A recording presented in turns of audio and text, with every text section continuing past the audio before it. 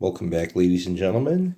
Here's part one, the first Wheel of Fortune game that Tiger Electronics ever released.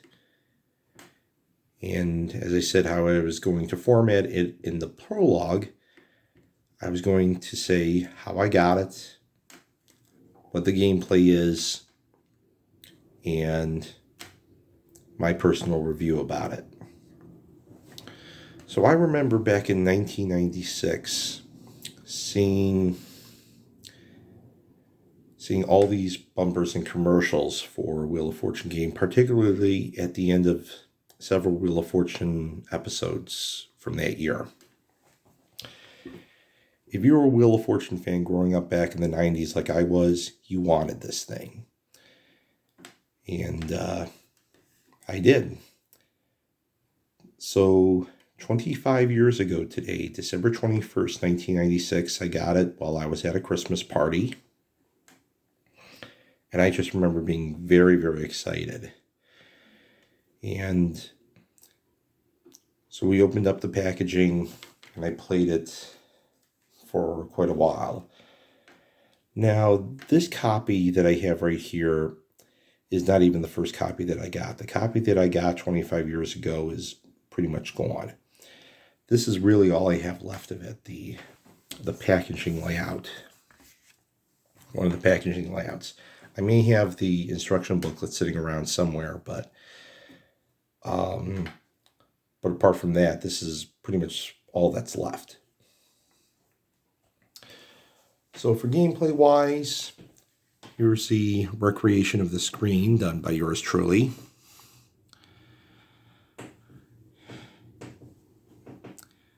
And here's the wheel layout.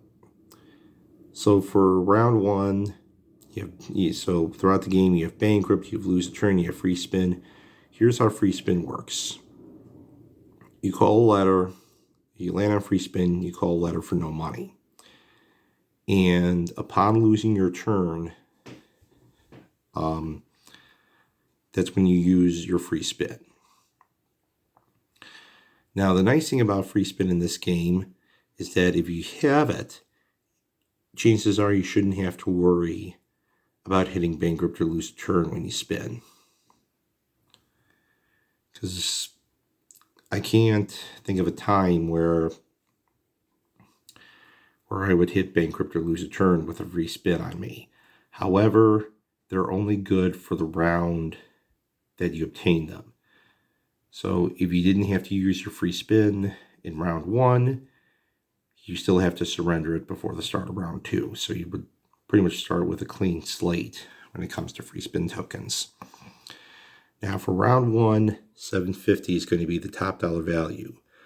$2,500 will be active for rounds 2 and 3, and then you have $5,000 for round 3 only. Now, other than that, it's a pretty simplistic game. You have the bonus. Here's the bonus layout. You get to choose between W, H, E, or L. If you decide to choose E on the keyboard, it'll randomly select between one of the two E's.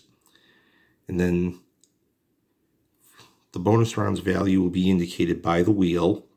Just note that what you'll be playing for, whatever the arrow is pointing to, you will be playing for 10 times that amount. So apart from all that, it's a pretty simplistic game. But it does have its fair share of problems. For example, this is how big the puzzle board is. That's all you got. You got 2 rows of 10 spaces each. No more than that.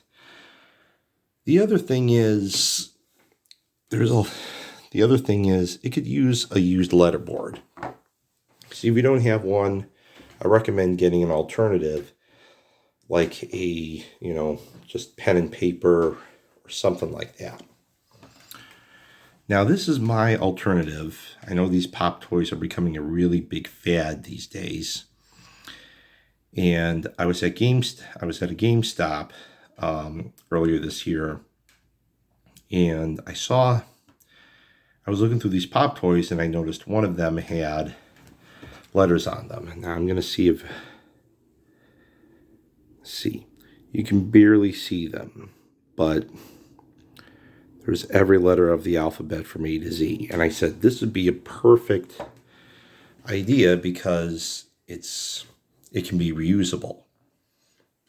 I know it's still pretty awkward. So let's say, all right, here's the S key. I'm going to choose an S. And this is where S is. So you just push down on that to indicate that it's been used.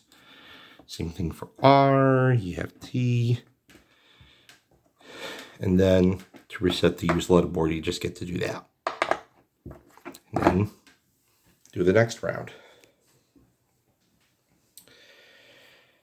Now, previously, a lot of games that Tiger Electronics had come out with did not use cartridges. Now, for this game, you don't need to have cartridges. There's one provided for free, but it does not contain any extra puzzles. This is an unnumbered cartridge. As you can see, really, there's nothing on the back. Really, what this is all about is dust protection, because there are some puzzles built into this.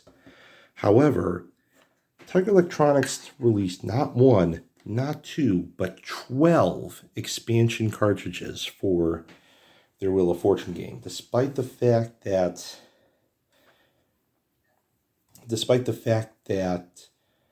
there's only so big of a puzzle board. That did not stop Tiger from coming out with 12 cartridges. Now, all the cartridges contain are puzzles and categories. That's it.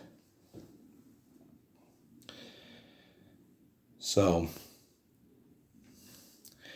now, some of the categories may make you retch a little bit. There are some categories that really aren't well liked. For example, you have slang, which was a very short-lived category.